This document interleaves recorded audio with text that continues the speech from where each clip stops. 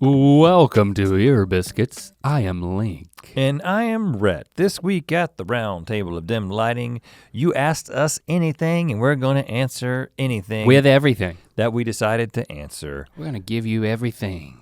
In answer form. But we have a couple of little things to update you about. We're in announcement season. Ear Biscuits is gonna continue through the summer. We also were gonna have a short 3-week break from GMM and then we come back with Good Mythical summer episodes. We also haven't talked about if there's an Ear Biscuits break. It's like, we probably shouldn't be having all these logistic conversations on the show, but just suffice it to say, we're still figuring that out. But no, but I actually was part of a conversation that you weren't part of. Oh, really? Where there was definite discussion about Ear Biscuits continuing through the summer. Well, not that there won't be a break of some kind. I don't want to talk us into anything. You know me, man. Well, you know me, and you know what I'm thinking. Let's make more business decisions right here on the internet in front of everyone. You know what? Let's just let you make them. Hashtag Ear Biscuits. You make the decision for us. That in itself is a business decision that you just made. That was well, it was a joke. Oh well, okay. Okay, so let's get to some of your questions. Jen S asks, if you had to replace one room in your current house with the same type of room from your childhood home, could be bathroom, your bedroom, etc., and keep it as it was back then, same furniture, appliances, etc., which room would you replace and why? Nostalgia? Practicality? Hashtag Ear Biscuits. Great question, Jen. This is such an intricate, original question. Kudos to you, and I don't ever say kudos. That might be the first time I've ever used that when I was not referring to the candy bar. Do they still make that? I don't know. What a good question. The funny thing is kudos to kudos if they're still making kudos. Yeah, it's such a specific, interesting question, but it does immediately cause me to think. I've got an answer. I have an answer for this. What's your answer? Well, we have a guest bedroom in my home, in my current home. Yeah. And it is. I've seen it. I put my jacket on the bed in this bedroom because when I've come over there and there's like friends over there, and if friends have coats or jackets. You throw your jacket on the bed? That tends to be the bed where the jackets go. Other people's jackets have been on the bed? Yeah. I saw a whole pile of them on that bed. Never seen it being used for anything but that. Like for a guest? I don't know how I should feel about that. I feel like I should have a place for people to hang their coats, not just throw them on a bed. Yeah, you're messed up, man. You're messed up or you've messed up. I think this means that you personally are morally corrupt. No, I actually think it's a good thing because a guest room, unless you constantly have guests, which would be stupid, and you're not because you don't. Then it's a great utilization of that room when guests aren't there. Well, it's a coat holder. My specific issue with the room is that my wife was dead set on having a guest room, and I totally get it, and she's very hospitable, much more hospitable than me. Oh. And we do have, the guest room is used quite often, obviously when relatives come into town, but sometimes if like we've got like a friend who's over and it's really late and they'll just be like, can I just stay in the guest bed? And they sleep in the guest bed. So that happens, and I really like that, and I understand the utility and also just the hospitality in that. I thought you were gonna say that you didn't like it because then it meant you had to have guests. No, I don't mind guests. And it also serves as the room that I sleep in when things go sideways? No, I haven't done when she's sick, when Jessie's sick. Quarantine room. So she's been sick. I'd say in the past 3 years that we've been in this house, I've slept down there like 4 or 5 nights when like there's like a real bad night, she's like coughing or something like that. Or if I'm really sick and I'm trying to get away from her. Wow. For some reason she gets the nice bed and I go down to the guest bed. Kind of think about that a little bit more. But my issue with it is that it's only used a very small, probably a single percentage amount of the time. But the coats. Even then, you're still in the 8-9% of total usage of this room, right? Right. And what I would like it to be is I would like it to be more like what we call the extra room in my childhood home. You remember that? Oh, Me and you spent a lot of time in the extra room. The extra room was where me and you, like if you spent the night, we stayed in that room because it had the TV. Well, here's my recollection of the room, see if I'm right. You go up the stairs, and instead of then wrapping around to go to either your room or your brother Cole's room, or then wrap around further to the bathroom, you hang a left at the top of the stairs, and there's this extra room that then it had brown carpet, it had a brown couch that would pull out into a bed. It had a brown television on a brown TV stand. Lots of brown in your memory. That it had a remote, but it was like one of the first television remotes that was made. It was a remote that had 2 buttons. It had four. It had a power button. It had channel up, channel down, and then it had volume up. I could sketch you a picture of this remote. And it was huge. It was like a matchbox. It's amazing. Okay. It's like it was a hide-a-key. First of all, for like a huge freaking key. Let me confirm. And then there was an exercise bike. Well, that was later, but let me confirm a few of the things, and then I'm gonna point out a few of the things that you got wrong. So interestingly, you had the entire layout of the house correct, except you didn't go left. When you got to the top of the stairs, you just went right across. Yeah, you're straight. It wasn't brown. It was mustard yellow carpet, which I guess could be construed to be brown. Well, it was dirty. It was old. It was very old. Okay, and I see it though. The couch was. It was like that Chinese takeout mustard color. Yeah. I mean, since brown, you could call it brown. The TV was not brown. The TV was black and silver because it was a Zenith. Yep. And the remote was also black and silver. And the remote was a brick. Was it the exact dimensions of an actual brick? And it had a power button that was. What was hidden in this remote? Well, I know you're like, why are you guys talking so much about this remote? But I have to tell you because I remember this remote. It had a power button. Incorrectly, but it left an impression on me. If you looked at the remote from the top, it was all metallic on one side and then all black on the other side. And the black part was where it had the buttons, and it had a power button which was beige and went all the way across. It was a big horizontal, like a space bar. And then it had a channel button, and then it had another horizontal button, which I think was the mute button. You wanna have a really big power button so when your mom comes up those stairs to see what you're watching, you can scramble and turn it off. Party in progress. Had to turn party in progress off. And then it had up and down volume. But it was so powerful. I'm sure that I was exposed to something that may manifest itself as cancer later in my life because it was such a powerful remote. I remember I used to take the thing and I would put it underneath the couch and then put pillows all around my hand to test it. You create an obstacle course for the remote. For the remote, and then I would hit channel up and it would change. It's like you cannot do that with the modern infrared remotes. It was like magic. I don't know how it worked, and why don't they still do that? Because just before that, there were television remotes. I didn't own one, but because we were too smart for this. It was a remote that was connected by a wire, a cord, like you have like a 12-foot cord to the television. Well, because you might trip somebody, but at least you didn't have to get up.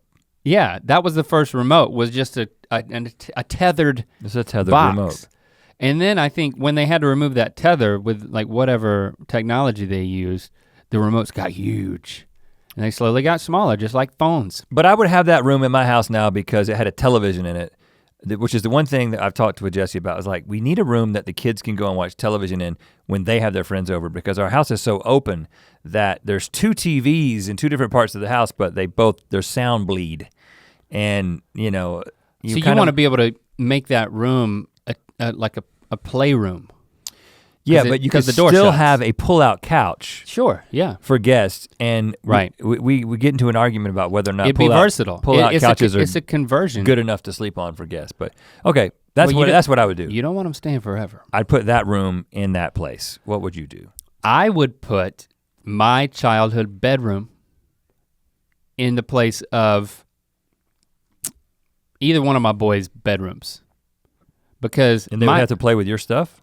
My childhood bedroom, it did have a little television, but it didn't have as many screens. Hold on, do you want me to tell you what I remember about your childhood bedroom before you tell me what was true about it? Okay, yeah. Now I'm not going all the way back to the Jimmy house. I'm going to the from 4th grade house until college. Because I honestly don't remember much about that first house. Me neither, actually. Well, I do, but you walked into the house. Ironically, I recreated my bedroom when Mom was married to Jimmy. That bedroom from like kindergarten to 3rd grade, I basically recreated that in what you're about to describe, my 4th grade bedroom. It's like a lot of the same decor. Okay. Same furniture. I mean, we just moved everything and then I like reconfigured it. You walked into the house through the carport. You took a left and then there was a door to a guest bathroom. And then you would walk through the guest bathroom to on the other side of the other door, then you come into your room. You could also come in the front door straight into the living room and then take an immediate right and go into your bedroom. So you had 2 entries to your bedroom, which I always thought was very cool because I didn't have that. No, your exits. I had one in and one out. Yep. And so let's say I'm walking out of the bathroom and then there's your bed on the left, centered in the wall. You've got a bedside table with a Garfield phone. I remember that because there's a picture of it in the book of Mythicality. But then right at the foot of the bed, there is a dresser with a television on it. Yeah. And then the closet is on the right side, like a bifold doors closet. And I remember you had a wooden bed that had wooden balls on top of the post that I would play with and take off. Yeah, you could the bed. You could twist them off. Had an NC State bedspread? No. You didn't? Nope. You had an NC State pillow? No, I had an NC State trash can. Trash can? With one of those basketball hoop things on the trash can that you'd throw your trash in order to like make it through the hoop. And we had that in our office for a long time. Same trash can. Yep, that's right. I don't know how that got moved there, but as a grown adult, we have my childhood trash can in my office. But you would put this in your home now. It's a small bedroom. Yeah, the one thing you forgot is I had my stepdad Jimmy made a bench that the seat hinged open and it was a toy box. Oh, at the foot of the bed. No, at the side of the bed, in between the 2 windows that were the front of the house. Yeah. And I had a freaking toy box in my bedroom until I went to college. Yeah. I thought about that from time to time. I had a bulletin board on my wall that had like a bunch of knickknacks and from like art that I made in middle school. And it kept accumulating all the way through high school. I mean, my room aged me down for many years. It looked like a little boy's room until you became a man, and then it still looked like a little boy's room. Right. Nothing to be ashamed of. Fun fact. At least you don't have that room anymore. Go into Lando's room right now. You can screw off the top of the bedpost. You do that from time to time for old time's sake? No, but the reason why you can do it is because it is that bed. It's the same bed. It's my bed. I was like, Lando, you know what? This bed, I slept in this bed my entire life. Literally. I did not know that you had that bed in. Yeah, it's painted white because we put it in Lily's room when she was a baby. Yep. And Christy wanted me to paint it white, and now it's been white ever since. But it's in Lando's room, and it's that same one. I have a white bed in my bedroom. It's like I sleep in a big princess bed. Yeah, maybe you want to swap it out. But there's not a lot of technology in there. It's just a lot of nostalgia. So I'd like to go into one of my kids' bedrooms and like step back into my childhood and not have it wouldn't have as many screens to worry about. Right, that one kid would be a little bit advantaged and disadvantaged all at the same time. Yeah, you start having girlfriends, you have to talk to her on a Garfield phone. That's healthy, man. Okay, we're gonna get to more of your questions in just a second, but first we're gonna take a short break to let you know that you can get the shirts that we're wearing and the mugs that we're drinking out of at a little old place called Mythical.store. Get these Boil for Safety mugs while supplies last, because they are on their way out. If you want one, you better scoop it up. And you know what? I just put it to my lips right now. That's nostalgia. Well, the funny thing about this is the Boil for Safety, the reason that we made these mugs in the first place is because oftentimes in the old school GMM, when we were eating something, it had just been boiled for safety because we didn't have anybody who knew how to make anything, and Chase would end up doing a lot of the cooking, and he would just boil things for safety so we wouldn't die. Thankfully, we've got some qualified people to make food for us at this point. So, but they still boil some stuff for safety. Every once in a while, some things are boiled for safety. But this kind of represents a moment in GMM history, and it's represented by this cup, this mug that will go away soon. So mythical.store, also check out our Amazon store. What's that URL? I always forget. Amazon.com/mythical? That's it. Thank you for supporting entertainment. Okay, here's another question from Morgan. Not the Morgan who works for us. Not Morgan Morgan? No, this is Morgan R. I can say her name. She's not asking an embarrassing question. Morgan Rowland. Okay. Is there something you have done or said in publicly distributed entity, GMM, Ear Biscuits, an interview, etc., that you regret? Ooh. Yes. Do we regret anything that we've put out there on the internet? Well, yes. I mean, I can think of a very recent example. Well, okay, I know what you're thinking. I was also thinking, maybe we talked about this. I think we talked about this in a live AMA somewhere. Maybe it was in the Q&A after a tour Mythicality stop, where someone asked us why they can't watch the Guacamole song anymore, and it's because we made it private because we just didn't think that it comes across as culturally insensitive. The way that we portrayed ourselves and the characters we played in the Guacamole song. So yeah, it was worth much more to be respectful than it was to keep an old video up there. Yeah, a lot of people ask about that one. We've changed and the world has changed quite a bit. And looking back over 10 years of that video, it was like, oh, this is... and I think that's a good thing. This strikes differently than it did back then. But the most recent example that I'm thinking about is the International Food Taste Test, the most recent DART food taste test on GMM, where Link brought in the professional dartist. The actual origins of dishes that you thought were from one place, but they're actually from another. And one of those was? Chicken Kiev, and we in our ignorance were just like, well, obviously this is from Russia, which is the capital of Ukraine. So it's funny, things like this, you know. But you didn't, even what you said wasn't right. You said Russia was the capital of Ukraine. I said Kiev, which is the capital of Ukraine. I didn't hear and you And Ukraine is very contentiously not Russia, right? That's what the whole controversy is about. So now this is one of those things that like, what's the best way to address this? Because what I will say is that, yes, now that I think about it, and when Stevie pointed it out in the video, in the moment, it was like, oh yeah, of course. Like a minute later in the video, we're like, oh, that was a big mistake. And we left all that in the edit, which I'll come back to in a minute. But what you see in the comments, and this is just a very common thing, is that the moment you make the ignorant, misinformed, insensitive comment that we made, or not comment, but statement that we made about Kiev being in Russia and being incorrect, that's when people who take this personally, who know about the situation and take it personally and are offended, that's when they begin to comment. A minute later, they've already hit send on their comment, and now they see that we actually say, oh crap, we're gonna piss people off when we said that. And a couple of people did say, oh, I'm sorry, I made this comment before I saw that you guys corrected yourself or whatever.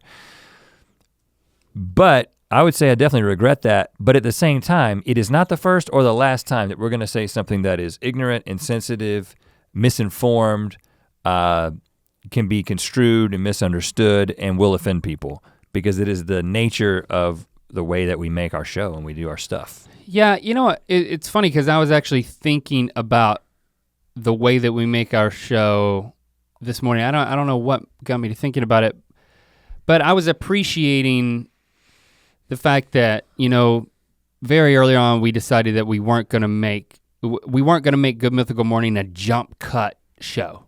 We weren't gonna make it have a lot of cuts. We were gonna move at speed of conversation, and the edit was gonna reflect that. The edit was gonna be very minimal or not at all. As production is increasing, we're doing more things physically, it requires us to like stop down and like bring stuff in and set stuff up that it's just plain boring. But in terms of conversation and what happens, I think I really am glad that we made that decision, because I think a hallmark of the show, I guess I don't think about it that often, I was just thinking about it this morning, was that some of the best parts of the show are those just honest moments of something happening. That there's not a lot of internet content out there where you see unexpected things happen as a cornerstone of any other property. Yeah. You know, I think, you know, if I am to talk about like a daily vlog or somebody who's just catching everything, and then they're making a calculated editorial decision to show you something that was spontaneous, but it's being packaged. You know, it's like, right. it's being, you know, you got a vlogger who, the classic, I'm vlogging and then something makes a noise and it distracts the person, so then they make a funny comment about it and then they get back to their thing. Well, and they include that in the jump cut to give you kind of a behind the scenes view on like, remember how I'm making this vlog, you know, things are happening or I'm messing up, and for comedic effect, I can add these things in, or just for a level of sincerity or whatever. Right.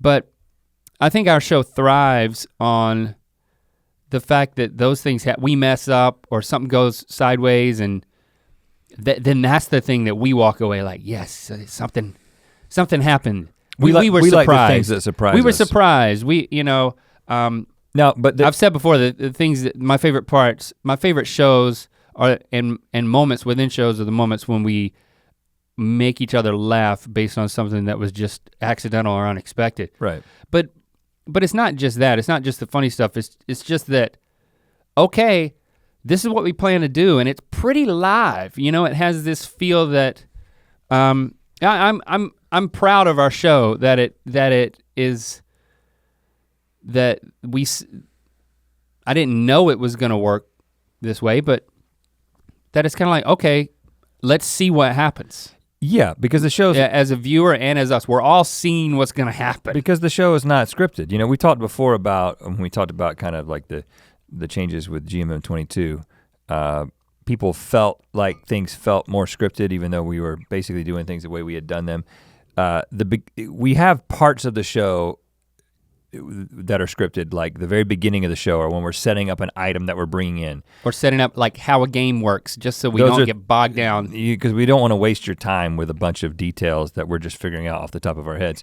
But then once we set up a structure, and it's just basically anything goes at that point. And the funny thing is that this is an interesting middle ground, right? Because you've got live streamers, which we all know, the infamous examples of people getting in trouble for saying things on a live stream. Now, here's what I will say is that there are a number of things that we've said on Good Mythical Morning that we had to edit out because we were like, and you know, yeah. Well, I won't cut you off. Go ahead. The way that came across, again, this is none of this stuff would be like, oh, I can't believe they said that. But it's the kind of things that we know how the internet responds to things, and it was something was said in the moment, or somebody made a joke and they didn't realize, oh, that I didn't mean to make that joke, but we end up crossing the line and saying some things sometimes, and then the crew will laugh and we'll all know, okay, well that can't go in the edit. That's the nature of just doing something off the cuff. And that's maybe happened a handful of times even on a Near Biscuit. But it's not nearly the level, because we do have the option to edit things out. But when it comes to something like the Chicken Kiev screw up that we made, I think usually what happens is if we say something and we're like, I can see how that could be taken the wrong way. I didn't mean it for it to come across like that. So at the end of an episode, we'll say, hey Stevie, hey Darren, let's take that out. And sometimes they just make the call to do that on their own, or the editor makes the call to do that if they think that there's something that could be taken the wrong way. But that Chicken Kiev moment wasn't one of them, right? And I'm not saying it was some huge controversy and we've like lost, I mean, there was one person who said, you've lost a fan. They were, and listen, I don't understand, but I appreciate how sensitive of an issue the whole Ukraine thing is. And so it's like, for us to, in our American ignorance, you know, right. we have the privilege of being ignorant about so many other areas in the world, and it's a thing that would come across as arrogant and insensitive to me if I was not in the United States. So I completely understand it. You know, we're the only people in the world that only speak one language. You know, we can get by with just speaking English. So it's easy to hate. It's easy to hate Americans. And so I totally get that. And when we say something like that, it seems like we're just completely missing the boat. But we didn't really understand how sensitive it would be to some people. Some people would respond to it. So in retrospect, would have taken it out. But it's an example of one of those things that I regret saying that, and I also regret not just saying it, but regret that you ended up hearing it. Do you regret talking about it right now? Probably, yeah. Coral Dalzell asks, what was it like when your first kids were born? Working in maternity has me see a wide variety of dad reactions to the birthing process, and I was wondering what yours were. We know each other's. Who should go first? Based on that knowledge. I mean, yours is probably funnier than mine. Oh, now I gotta be funny? Well, I'm just saying that I think but you had a different, your wife wasn't. Just go ahead then. I can't make any guarantees as to how funny I'm gonna be, but. Well, my Locke's birth was relatively uneventful. 14 years ago. It's hard to remember 14 years ago.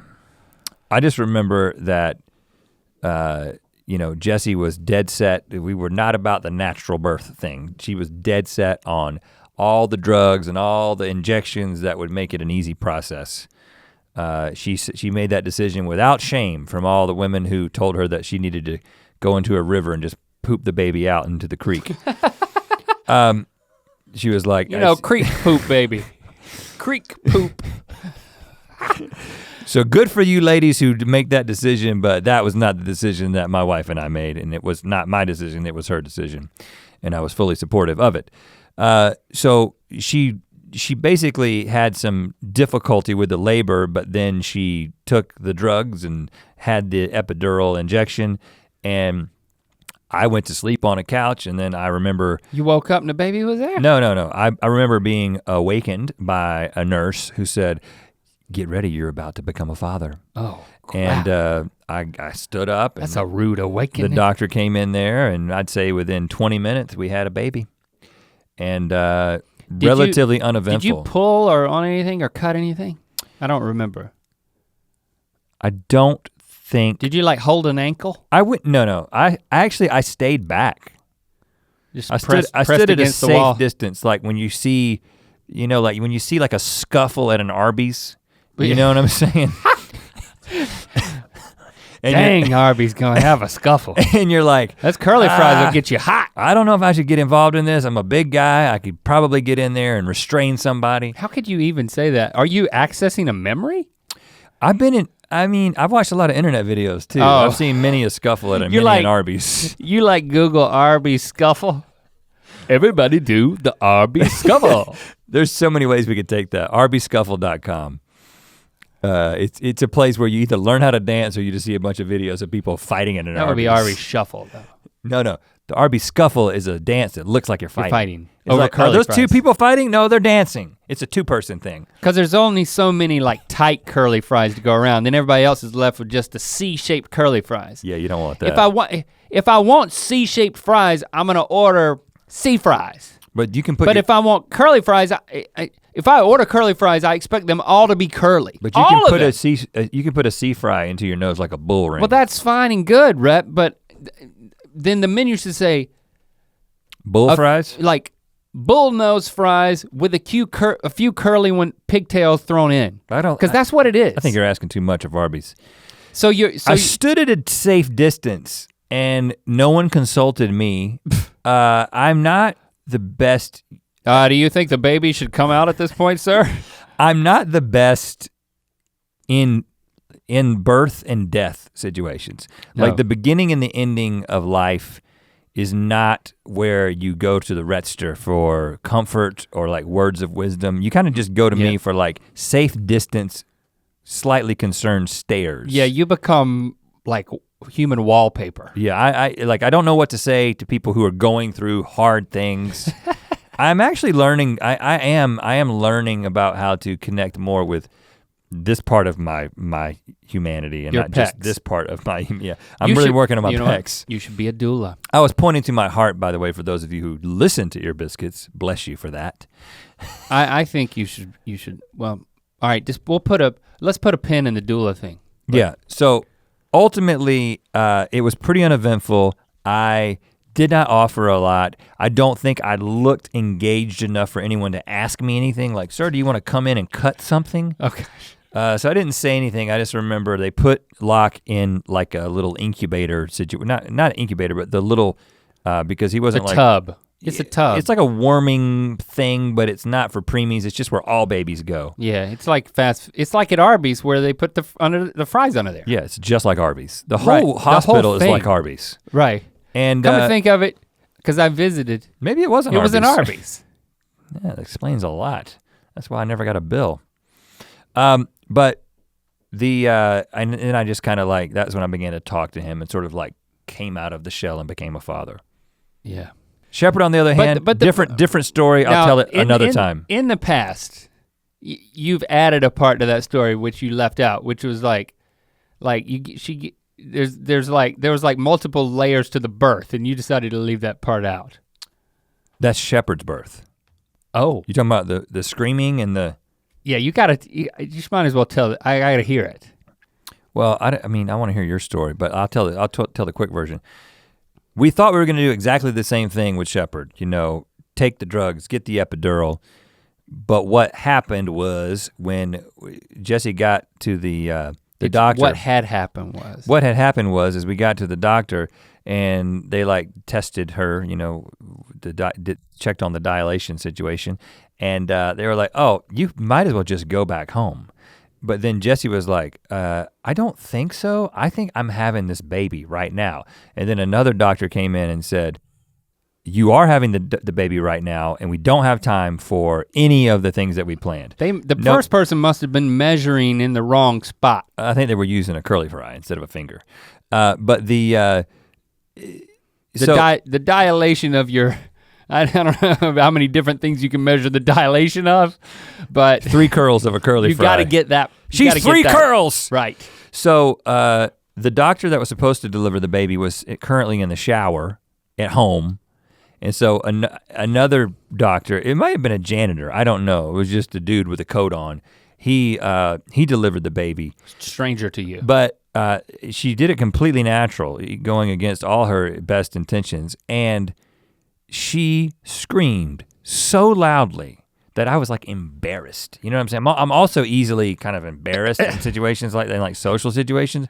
So on the scale. And she's like a voice major. Was this like a operatic crack the glass kind of situation? There was nothing beautiful about it at all. It was blood curdling, and it's the way I described it later was, it was as if she was about to be in a head-on collision, she knew it, and she was screaming that way, and then it kept happening over and over again, like a hellish situation. But again, I was more embarrassed than sympathetic. Every contraction, it wasn't just the last moment.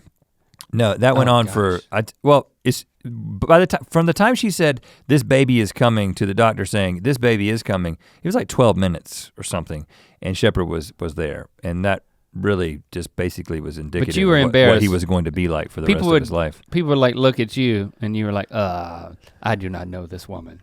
Yeah, it's like, isn't this gonna make the hospital look bad? They got women like this screaming in here? Close the windows. Should be in an Arby's right now. Okay. Well, I'm not great with blood flow. Yeah. You talk about circulation and I get queasy. Mm-hmm. I knew I had to be seated for the birth of Lily and the subsequent 2. But they induced Christy, and 12 hours later, they give you this magic Pitocin stuff, and it makes you have a baby. That's how babies are made. It's called Pitocin. It didn't work. So at some point they're like monitoring all these vitals of everybody involved, not me. I'm not really involved at this point. And they're, they had to make an executive decision for her to be rushed into a C-section. They cut you open like a watermelon and pull out another bit smaller watermelon. Yep, that's how it's done. And as anxious as I was about being party to a vaginal delivery, I've been waiting to use that terminology. Yeah. I was much more scared when we were walking into an emergency, an operating room, and I'm like getting scrubbed up. Right. And then I've told this story before, and it would help me remember it by listening back to that, but I don't know where I've told it. But it was, so I don't know if this was the first or not, but because once you have one C-section, Christy ended up having 3, one for every child. It's very, very dangerous to have a VBAC, they call it. A VBAC after you've had vaginal birth after C-section, yeah. VBAC. Oh, that's the whole thing. Okay. Yeah. It's an acronym for the whole situation. Yeah, it is. Because, my sister-in-law. She did it. Did that, and it was, I don't want to say she almost died, but maybe she almost died. Well, and my layman's understanding of it is once you have a healed C-section scar, mm-hmm.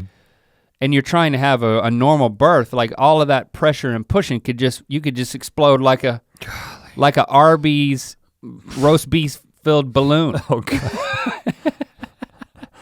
And Lord knows we didn't want that to happen. No. But with the first one, it's like, oh man, we didn't talk too much about C-section. It's happening. She's in the operating room. Beef and cheddar. I'm out. Oh gosh, I'm outside, putting on my scrubs, and they forget about me. Of course. And they're like, you're not important. They're going about their business, and then and I'm getting worried. I'm like, oh crap, they're not coming out. I'm not in there. I'm gonna miss this thing, and I didn't have anybody to talk to. And then finally, a nurse is like, get in here. Get in here, you moron. The doctor knew that I was queasy about the whole thing. They put a curtain up, and I'm up by Christy's face, and then below the curtain, they're making like operational incisions and stuff, or one major one. And it's a really these days it's super small for what they do. And I had such a rapport with the doctor, and he knew that I was queasy, but then I was hiding behind this curtain, like trying to be supportive to Christy, but I'm not fascinated about what's happening on the other down there. Right. I don't watch footage of any type of surgery. Like I'm not crazy or weird. Well, I'm thankful for crazy and weird people because I am too, man. Those are the doctors. Yeah. And by my definition. But then he was like, they were working on it for a while, and all of a sudden he starts yelling at me, and he's like, Link, stand up and watch the miracle of your baby being born. This is amazing. You stand up and you watch this happen. Wow. And again, we were very friendly, like we had gotten to know him very well. This was not a janitor like you had. Mm-hmm. And so he had earned the right to speak to me that way. And I respected the fact that he did that. And then I'm like slowly like standing up, and then like I see him freaking pull a human out of a big cut in my wife. But then your eyes are drawn to the human and not to the cut, and they take her over that way, and then it's like, and I was okay, but I was scared. It was a lot, man. I really went through a lot. But I did great. You did great. I was a champ. And I was also very anxious about, should I film this and when should I be filming? And yeah. Nobody tells you. If I had to do it again, I would have hired somebody to do all of that. I stopped filming, I don't think it didn't seem right. Nobody told me to, but I stopped filming pretty early. It didn't seem right to be filming that thing. The process, I mean. Yeah, you got the baby. Why do you need footage? I got some footage of Lily and like when they're, like right when she first starts crying and stuff like that. That's cool. I did pretty good. I'm pretty proud of myself. I didn't faint. It's not like when I got cut by the Barbie or the knife opening the Barbie. That's another story I've told. This is an interesting one. Kelly. That took a while, but you know what? It was worth it. Yeah, totally worth it. Kelly Jane Hartman, how do you put on your shoes? Do you go sock, sock, shoe, shoe, or sock, shoe, sock, shoe? Does anyone go sock, shoe, sock, shoe? I did very recently. What? Yeah, I thought it's so weird that she asked this question because why? I go sock, sock, shoe, shoe normally, but I was thinking about this specific because you know me, a man of procedure. I literally was thinking about this, just like so. Kudos, Kelly. What had happened was I had gotten these new shoes. You know, I got these boots here that I'm wearing. Well, not these, but they were like this. And I was really excited. I'm like breaking them in, I'm like trying them out. I got up the next morning after wearing these shoes home and breaking them in, and I was so excited when I was putting on my shoes to come into work that I put on one sock and then I couldn't wait to put on the shoe. I was literally so excited to put on the shoe that I put it on before I put on the other sock. How did that make you feel? Great. You know, you gotta have something to get you through the day, and that day, yesterday, I think it was getting my shoe on as soon as possible. But you don't plan on repeating this? No, This is only a new shoe practice. Yeah, only with new shoes would I do such a thing. Because you know better than I do, but from an efficiency standpoint, sock, sock, shoe, shoe is definitely the most efficient. I think they're equally as efficient. No. In terms of time, it should be the same. I don't know, I don't think so. Because I think first of all, when you get into a mode and a rhythm of repeated motion, even just one repetition, you do the second one a little bit faster. When it's back to back. But also you've got focus on the socks and you've got two socks in your hands. And if you're like me, you hold the other sock while you put the other one sock on. Well, you know what? That's slick, man. You hold that sock in like this part of your palm, and then as soon as you get through with the left sock, and I go left sock first, I move over to, I like unfold it almost in one motion. Wow. And then go to the right sock. It's just something I've learned over time. So there's no way that sock, shoe can be faster than that. But along those same lines, so I got these, not a sponsor, Clark's Desert Boots, because that's what Anthony Bourdain wears everywhere. And I'm like, he travels the world, he's cool. And I got them and I'm like breaking them in, wearing them a lot. And a lot of people are like, if you're gonna be doing a lot of walking, it could be good to get insoles. And so I got like some Dr. Scholl's insoles to put on top of the insoles of the boots because they're kind of thin. That's always a good sign of a good pair of shoes is when you gotta buy something else to go in them to make them workable. But last night, I've been talking a lot about being naked lately, but I'll just continue. Last night I was naked in my bedroom. Except the boots. And, Seriously? And it was like midnight 30, and I was still up, and I am like, I gotta cut these insoles to fit the shoes, and I was anxious just like you, putting the shoe on before the sock. I gotta do this right now, and so I'm sitting there, I put on the shoes, I put on the socks, I cut the insoles, I put them on, and then I sit there, I'm in my boots, and then I just stand up, and I didn't know my wife was still awake. And I'm sitting there naked except for boots on in my bedroom, and I hear her say, I should take a picture of this.